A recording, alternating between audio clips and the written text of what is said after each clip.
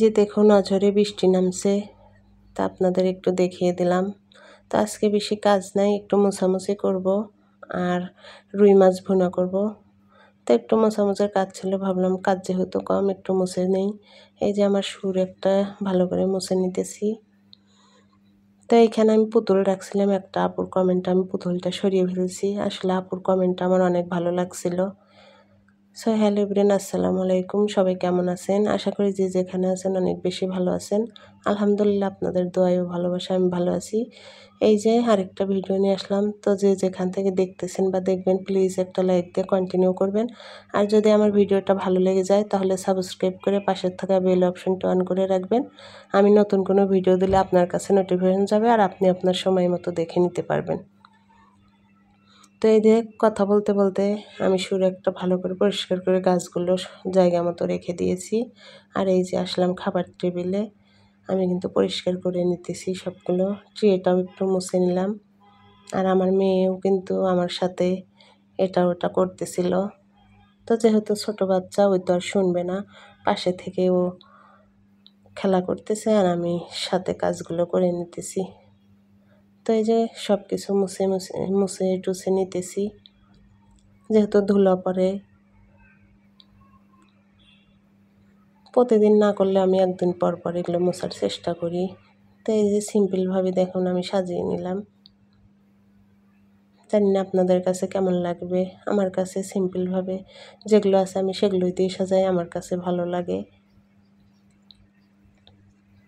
তো এই যে ভালো করে সবগুলো একটু মুছে নিলাম আর মুছে নিয়ে চলে যাব রান্না করতে। আজকে রুই মাছ ভুনা করব।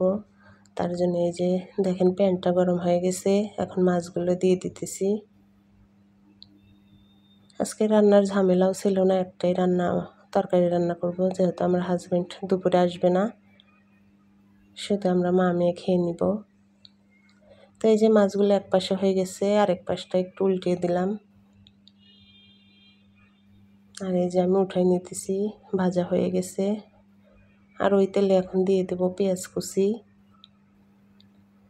আপনারা এভাবে একবার হলে মাছ ভুনা করে দেখবেন, অনেক মজা লাগে। আর এখানে দিয়ে দিলাম আমি জিরা বাটা, আদা রসুন বাটা, হলুদের গুঁড়া,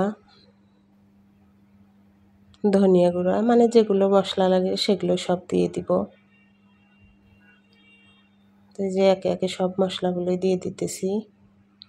আর দিয়ে দিলাম স্বাদ মতো লবণ। আর এখানে আমার শুকনো মরিচের গুঁড়া ছিল না, তার জন্য আমি শুকনো মরিচ একটু পাটায় বেটে নিয়ে দিয়ে দিলাম। আর সাথে কাঁচামরিচ পেস্ট করেও দিয়েছিলাম। আর এই যে দেখুন মশলাটা কষানো হয়ে গেছে, এখন মাছগুলো দিয়ে দিলাম।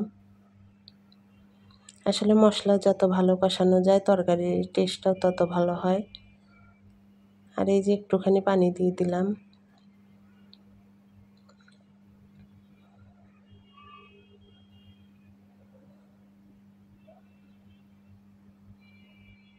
দিয়ে ঢাকনা দিয়ে দিব আমি।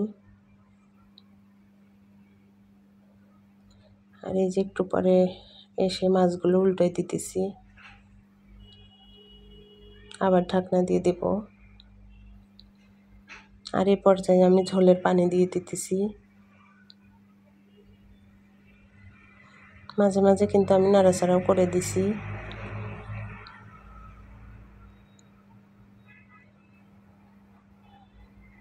আর এই যে দেখুন আমার তরকারির ফাইনাল লুকটা কত সুন্দর হয়েছে। জানি না আপনাদের কাছে কেমন লেগেছে, অবশ্যই কমেন্টের মাধ্যমে জানাবেন। তো সবাই ভালো থাকবেন, সুস্থ থাকবেন। আল্লাহ হাফেজ।